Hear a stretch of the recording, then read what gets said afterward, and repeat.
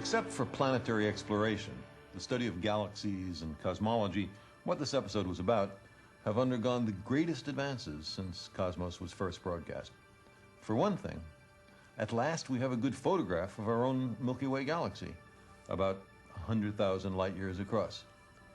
Here it is.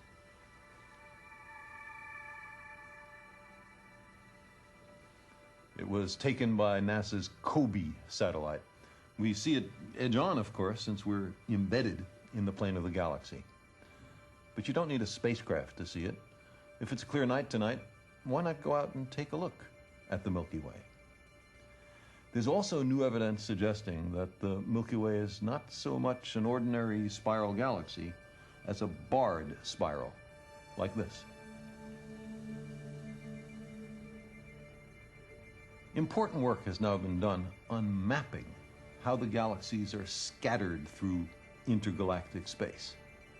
To the surprise of a lot of scientists, on a scale of hundreds of millions of light years, the galaxies turn out not to be strewn at random or concentrated in clusters of galaxies, but instead strung out along odd, irregular surfaces, like this.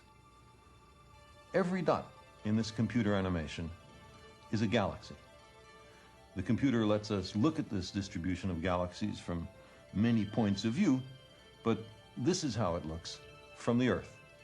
There's an odd mannequin shape that is presented by the distribution of galaxies. This work has been done mainly by Margaret Geller with her collaborator John Huckra at Harvard University and the Smithsonian Institution.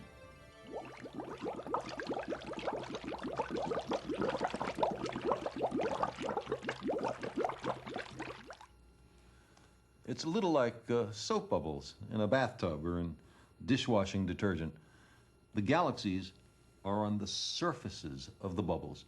The insides of the bubbles seem to have almost no galaxies in them at all. An average bubble is about 100 million light years across.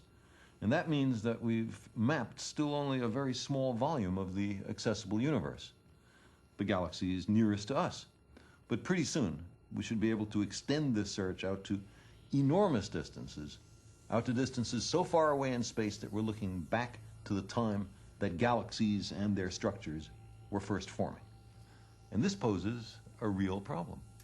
Most cosmologists hold that the galaxies arise from a pre-existing lumpiness in the early universe, with little lumps growing into galaxies. But the background radiation from the Big Bang that fills all of space has now been carefully measured by that same COBE satellite that took that picture. Now, those radio waves seem almost perfectly uniform across the sky, as if the Big Bang weren't lumpy or granular at all. But if the early radiation and matter in the universe weren't lumpy, how could individual galaxies form? How could the bubbles form? Is there a contradiction between the uniformity of the Big Bang radio waves and the bubble structures formed by the galaxies? That's the question. When our survey of the galaxies reaches out to billions of light years, we'll have the answer to this question. Incidentally, maybe you're thinking that the bubbles imply a bubble maker.